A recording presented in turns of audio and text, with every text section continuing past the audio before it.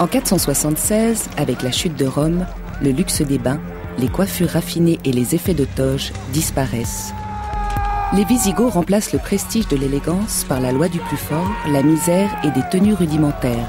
Ainsi débute le Moyen-Âge. Mais tout ne va pas rester si noir. Entre l'an 1000 et le XVe siècle, nos courageux aïeux ont découvert la prospérité du monde arabe, mais aussi la mode.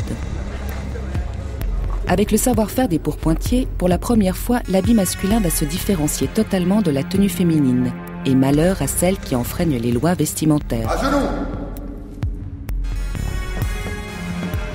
Passionnés aimant revivre l'histoire, ils vont nous dévoiler des modes reflets du pouvoir où les mâles vont devenir des seigneurs d'élégance et les nobles dames des nymphètes, parées dans des robes très moulantes.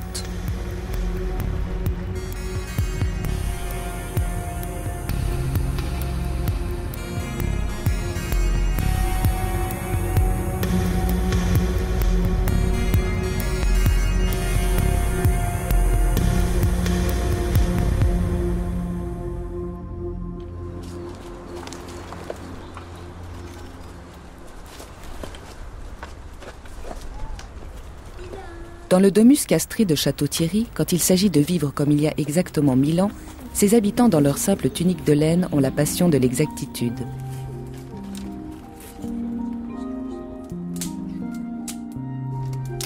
L'air du temps n'est plus aux invasions barbares. Même les Vikings ont commencé à s'assagir.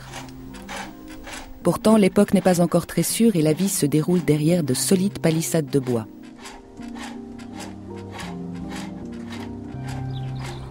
En ce début de printemps tardif, les dames commencent à peigner du lin. C'est la fibre la plus employée quand reviennent les beaux jours.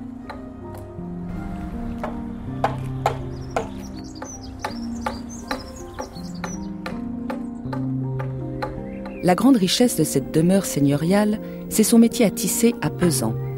Cette machine, qui est manipulée avec d'infinies précautions, permet de réaliser des étoffes encore très sommaires.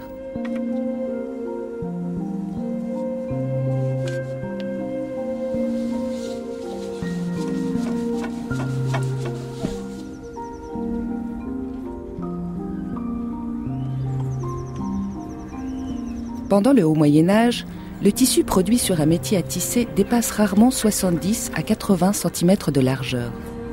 Résultat, c'est la dimension du métier à tisser qui crée les styles vestimentaires à carrure unique, rendant les différences de tenue entre les hommes et les femmes minimes. Ce qui va différencier le costume masculin par rapport au costume féminin en l'an 1000, ça va être surtout au niveau de la longueur de la cotte, puisque l'homme comme la femme porte une cotte, et celle de la femme, bien sûr, descend jusqu'aux pieds au lieu de s'arrêter aux genoux.